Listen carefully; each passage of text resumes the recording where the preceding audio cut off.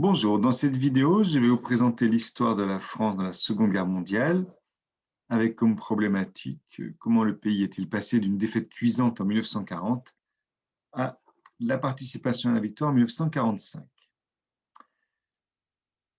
Alors, tout commence avec la déclaration de guerre à l'Allemagne le 2 septembre 1939, à la suite de l'invasion de la Pologne par le Troisième Reich.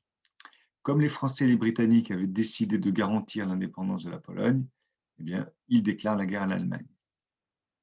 Mais, en fait, la France, après avoir déclaré la guerre, eh bien, n'agit pas militairement.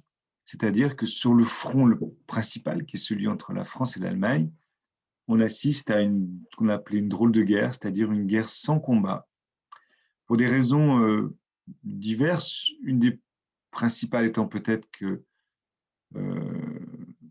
l'opinion publique française n'a pas vraiment le goût de l'offensive, de la prise de risque, etc. Et l'autre raison étant sans doute que, logiquement, plus le temps passe, plus l'avantage en armement de l'Allemagne s'amenuise et même finit par, au contraire, s'inverser. Pour une raison très simple, c'est que la France et la Grande-Bretagne produisent à tour de bras et sont aussi aidés par les États-Unis. Voilà. Donc, en fait, disons, entre septembre 39 et mai 40, c'est la guerre, mais en fait, rien ne se passe sur le front occidental. Voilà. Alors là, c'est une édition du Petit Parisien, dont le sous-titre est le plus lu des journaux du monde entier. Alors ça, il faudrait peut-être vérifier. Mais donc, ça date du samedi 2 septembre 1939, avec la Pologne envahie, la mobilisation générale en France et en Grande-Bretagne. Alors, après ces mois d'inactivité, ceux qui attaquent finalement, ce sont les Allemands, qui attaquent le 10 mai 1940, à la fois sur la frontière luxembourgeoise, en Belgique, en Hollande et en France.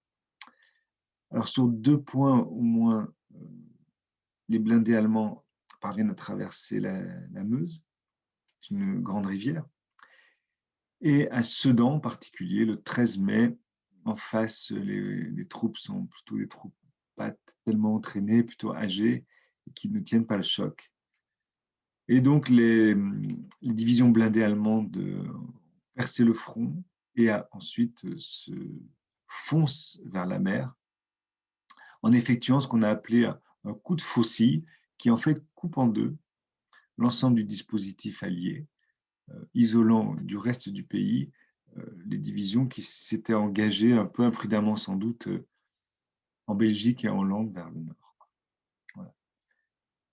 À partir de là, les Français essaient de colmater les brèches, d'établir des défenses, en particulier le long des grands fleuves, hein, comme la Marne, la Seine, etc. En fait, rien ne fonctionne vraiment. Et donc, c'est une défaite inattendue de la France et un des pires moments, sans doute, de son histoire.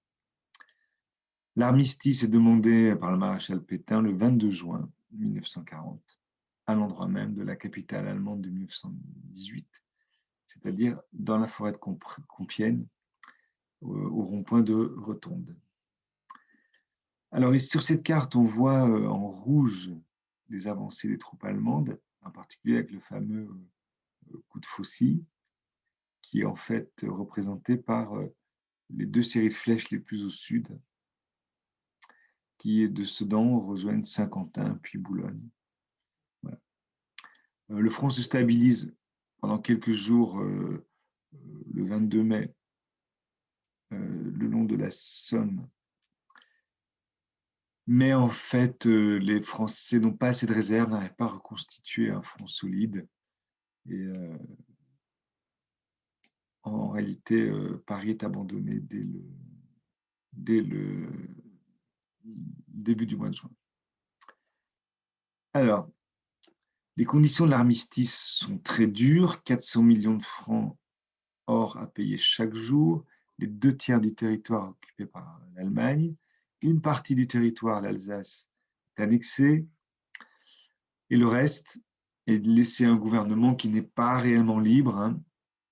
J'en veux pour preuve que les lois françaises doivent être autorisées par l'Allemagne, par exemple, ce qui montre qu'en fait, il y a un contrôle de l'Allemagne sur ce qu'on a appelé la France, la zone non occupée, ou l'État français, Vichy. En fait, pour l'Allemagne, il faut bien comprendre que l'essentiel, c'est que l'empire colonial et la flotte française ne rejoignent pas l'Angleterre. Ça, c'est la première chose. Donc, les Allemands sont relativement prêts à laisser une petite part de souveraineté française en échange de ça. Ensuite, deuxièmement, ce que souhaite l'Allemagne, c'est que l'industrie et l'agriculture française servent l'effort de guerre allemand. Alors ça, c'est une question qui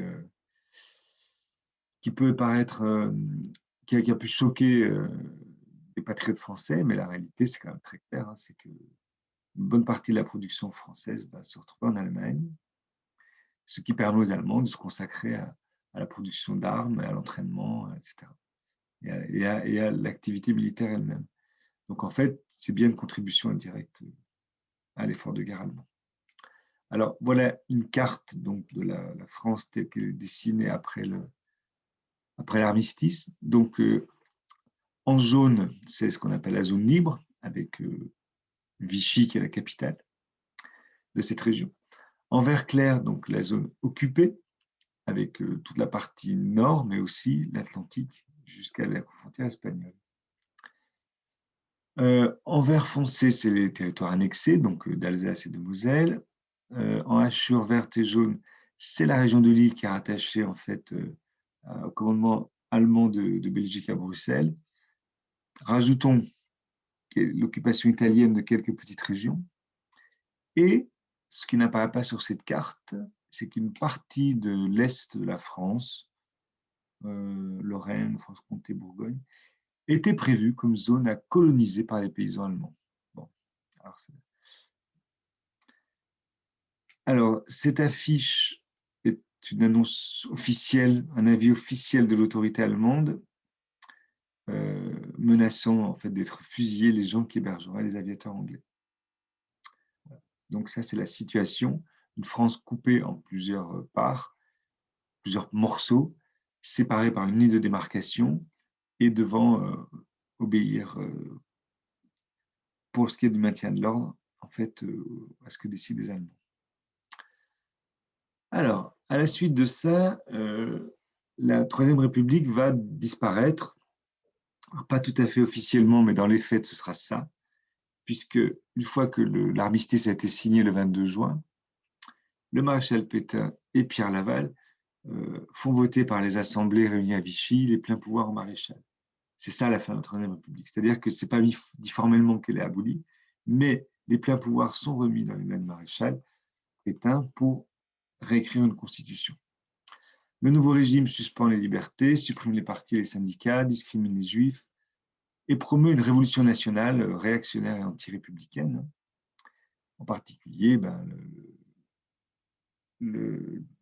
les francs-maçons sont dissous, les statues de Marianne sont enlevées des mairies. Il y a tout un pan de l'activité de Vichy qui consiste en fait à essayer d'effacer, de supprimer le côté républicain de la France.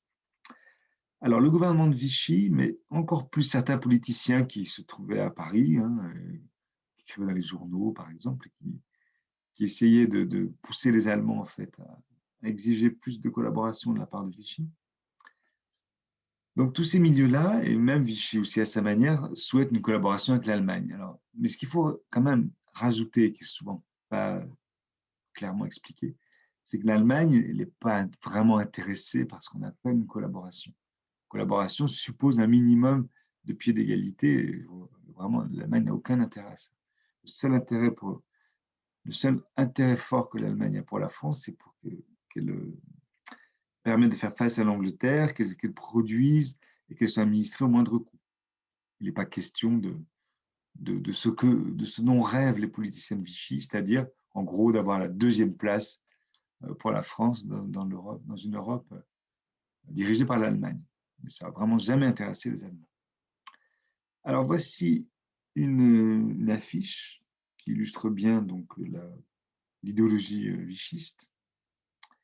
Donc, à gauche, une maison qui représente la République, en fait. Hein. Vous avez la paresse, la démagogie, l'internationalisme, qui sont les bases.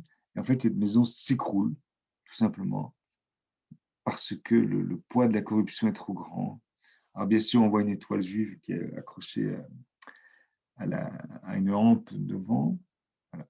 Et à cette maison qui s'écroule s'oppose une autre maison France, dont les piliers sont discipline, ordre, épargne, courage, avec la devise travail, famille, patrie. Voilà. Donc, ça représente en fait la vision vichiste d'un pays qui se relève. Alors, dès le 17 juin, des Français et des étrangers s'opposent à Pétain en distribuant des tracts, en collectant des informations, souvent des évadés, par exemple en perturbant des séances d'actualité au cinéma, en écrivant sur les murs. Enfin, il y a plein de petites activités.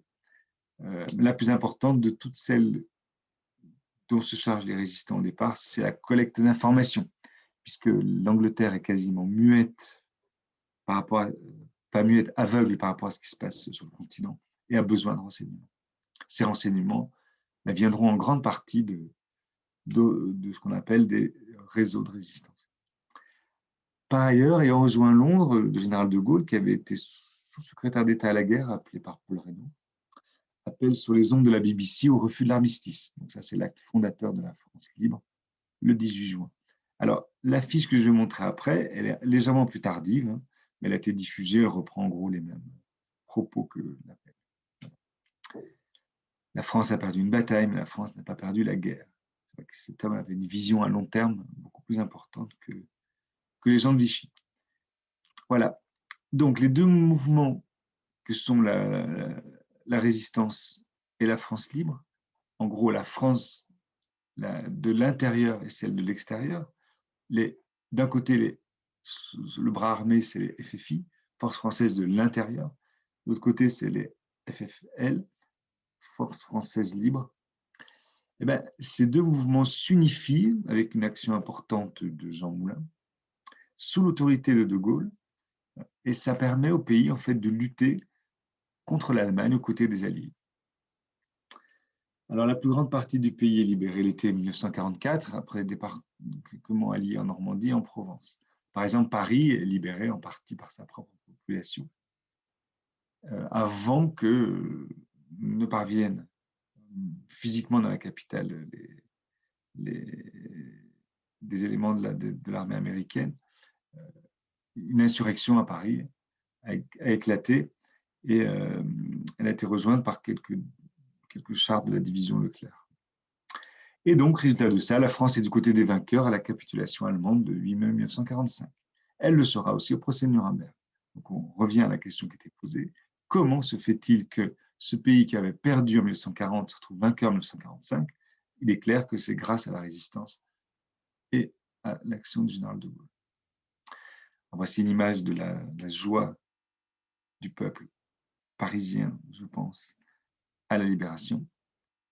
Et pour terminer, c'est la signature de la capitulation allemande à Reims, voilà, dans ce qui est aujourd'hui un lycée technique. Et donc, les Français sont là et on raconte que le général allemand était tout surpris et disait « Mais qu'est-ce que vous faites là ?» Parce qu'effectivement, les Allemands avaient battu les Français, donc qu'est-ce qui revient dans le camp des vainqueurs. Voilà, je vous remercie, au revoir.